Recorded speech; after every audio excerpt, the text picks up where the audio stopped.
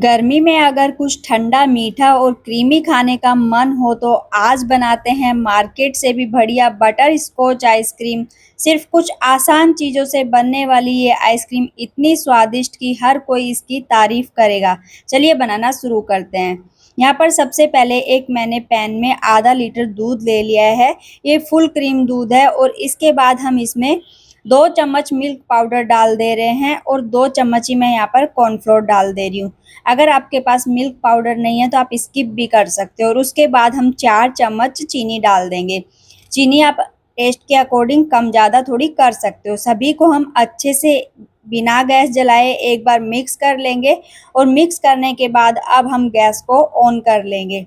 तो गैस को ऑन करने के बाद हम इसे कंटिन्यू चलाते रहेंगे और इसको हल्का गाढ़ा होने तक हम पकाएंगे।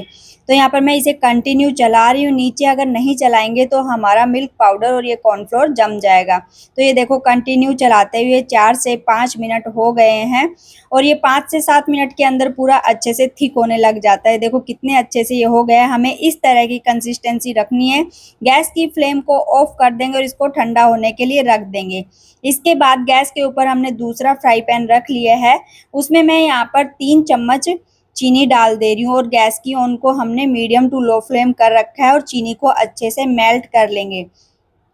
जब चीनी अच्छे से मेल्ट हो जाएगी तब मैं इसमें बादाम डाल दे रही हूँ। अच्छे से कूटे हुए बादाम डाल दे रहे हैं। आप चाहे तो थोड़े से काजू भी डाल सकते हो, लेकिन मैं सिर्फ यहाँ पर बादाम डाल रही हूँ। और गैस की फ्लेम को हम ऑफ कर देंगे और एक प्लेट पे हल्का सा घी लगाकर ग्रीस कर लेंगे। और अब हम ये बैटर डाल देंगे चीनी और बादाम वाला और इसको अच्छे से फैला देंगे जल्दी से, वरना ये ठंडा हो जाता है।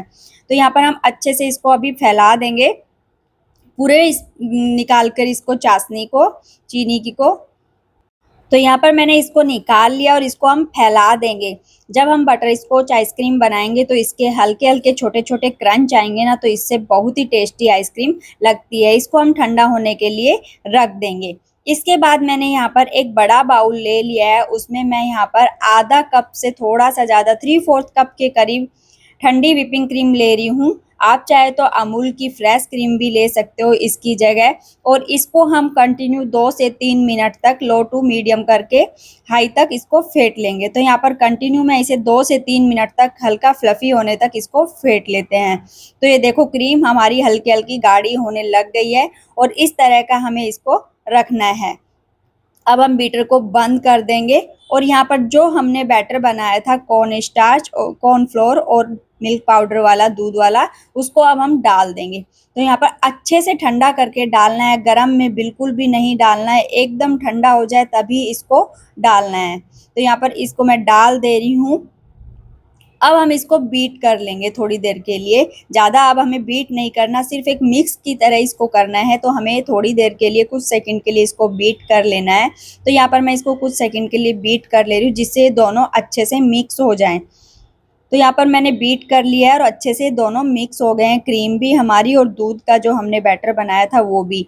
अब हम देख लेते हैं ये हमारा जो, तो अब हम यहाँ पर जो चीनी को कैरामलाइज किए थे वो देख लेते हैं। और ये देखो अच्छे से ठंडा हो गया है और इसको हम निकाल लेते हैं। तो यहाँ पर अच्छे से निकाल लेते हैं और छोटे छोटे टुकड़े हम इसको कर लेंगे।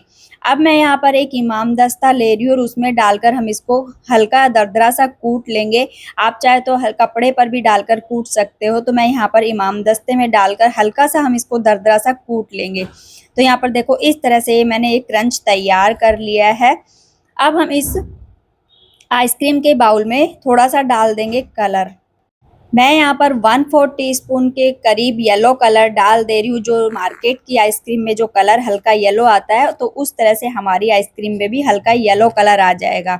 इसके बाद में जो हमने क्रंच बनाए थे वो डाल देंगे और अच्छे से इसको मिक्स कर लेंगे कलर को। जो ये हमने चीनी का कैरामलाइज किया हुआ क्रंच है उसको भी अच्छे से मिक्स कर लेंगे। और ये देखो हमने मिक्स कर लिया है और ये हमारा बैटर एकदम क्रीमी दिखने में भी लग रहा है। इसके बाद मैं यहाँ पर 1/2 टीस्पून के करीब बटर स्कॉच एसेंस डाल दे रही हूँ। अगर आपके पास नहीं है तो आप स्किप भी कर सकते हो, लेकिन बटर स्कॉच एसेंस डालने से एकदम मार्केट से भी बेहतर आइसक्रीम बनकर तैयार होगी। अब हम इसको एक स्पैचुला से मिक्स कर लेंगे और ये देखो इसका आप कंसिस्टेंसी देखो कितनी क्रीमी बनकर तैयार होता है। ये बैटर बहुत ही क्रीमी बनकर तैयार होता है। आप भी एक बार ये वाली आइसक्रीम घर पर ही ज़रूर बनाकर देखिए, बहुत ही सस्ते में बनकर तैयार हो जाती है। अब मैं यहाँ पर इस तरह का एक डब्बा ले रही हूँ और उसमें हम डाल देंगे। तो यहाँ पर मैंने एक प्लास्टिक का डब्बा लिया है और उसमें हम डाल दे रहे हैं पूरे बैटर को। बैटर बच गया था तो मैं दूसरे वाले डब्बे में भी डालकर इसको रख लूँगी। घर पर जब हम बनाते हैं तो कुछ सामान में ही ढेर सारी आइसक्रीम बनकर तैयार हो जाती है। मार्केट में हम बहुत महंगी आइसक्रीम लाते हैं और बहुत ही कम क्वांटिटी में आती है। तो ये देखो इस तरह से मैंने डब्बे में डाल लिया और ऊपर से थोड़े से क्रंच मैंने बचा कर रखे थे, वो हम लगा कर रख देंगे। और अब मैं फ्रिज में इसको ओवरनाइट रख देती हूँ, फ्रीजर में। ओवरनाइट इसको सेट होने के लिए रख देंगे और ये देखो बची हुई भी मैं इसमें डाल दी थी। ओवरनाइट के बाद हमारी आइसक्रीम अच्छे से सेट हो चुकी है और देखो ये देखो आप इसकी कितने अच्छे से क्रीमी बनकर तैयार होती है। मैं आपको इसको अच्छे से दिखा दे रही हूँ पास से, बहुत ही क्रीमी बनकर तैयार होती है। अगर आपको मेरी ये वाली आइसक्रीम की रेसिपी पसंद आए तो प्लीज़ वीडियो को लाइक शेयर कमेंट ज़रूर करें और साथ में चैनल को सब्सक्राइब करना ना भूलें। तो यहाँ पर मैं एक बाउल में इसको निकाल ले रही हूँ। तो यहाँ पर बाउल में मैंने इसको निकाल लिया है। अब हम इसके ऊपर से थोड़े से क्रंच डाल देंगे जिससे ये दिखने में और सुंदर लगे। ये देखो हमारी बटर स्कॉच आइसक्रीम घर पर ही कुछ सामान से बनकर तैयार हुई। आप भी इसे ज़रूर बनाइए और कमेंट करके बताइए कि आपकी आइसक्रीम कैसी बनी। ये देखो बहुत ही क्रीमी बनकर तैयार होती है। आप इसको पास से देखने से ही पता चल जाता है। Thank you for watching my video. मिलते हैं नेक्स्ट रेसिपी के साथ, तब तक के लिए बाय बाय।